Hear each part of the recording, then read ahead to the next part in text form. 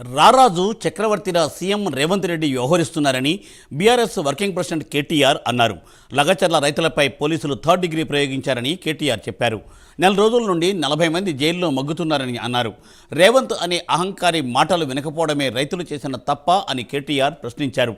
జైల్లో ఉన్న ఈర్ష్యా నాయక్ అనే రైతు గుండెపోటు వచ్చిందని, విషయం బయటకు తెలియకుండా సర్కారు మేనేజ్ చేసిందని కేటీఆర్ పేర్కొన్నారు.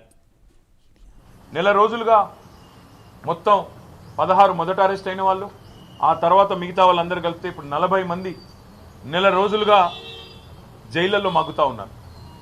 ఏంటిది వాళ్ళు చేసిన తప్పు?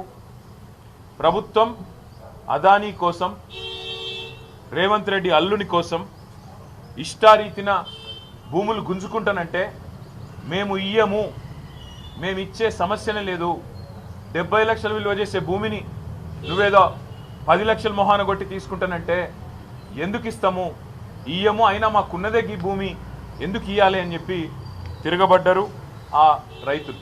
ఇవాళ వాళ్ళు చేసిన ఒకే ఒక్క తప్పు, రేవంత్ రెడ్డి అనే రారాజు, రేవంత్ రెడ్డి అనే ఒక అహంకారి ఆయన మాట వినకపోవడమే వాళ్ళు చేసిన తప్పు. ఈర్ష్యా నాయక్ గారితో పాటు రాఘవేంద్ర అనే మరో సోదరుడు, బసప్ప అనే మరో సోదరుడు, వాళ్ళిద్దరికి కూడా ఆరోగ్యపరమైన సమస్యలు ఉన్నాయి.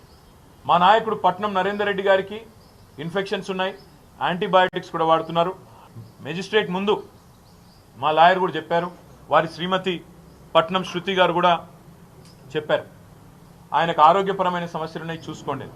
ఇవాళ నేను అడుగుతా ఉన్నా, 30 రోజులు కస్టడీలో ఉంటే, ఆరోగ్యపరమైన సమస్యలుంటే, ఇంత కుసంస్కారంగా, ఇంత అమానవీయంగా వాళ్ళు మనుషులనే ఇంగిత జ్ఞానం లేకుండా ఈ ప్రభుత్వం ఏదైతే వ్యవహారం చేస్తున్నదో దీని వెనుక ఉన్నది రేవంత్ రెడ్డి భూదాహం, రేవంత్ రెడ్డికి ఉన్న ఈగో దెబ్బతినడమే తప్ప ఇంకోటి కానే కాదు. ఆయన భూదాహం ఇవాళ గిరిజన రైతుల ప్రాణాల మీదకి తీసుకొచ్చింది.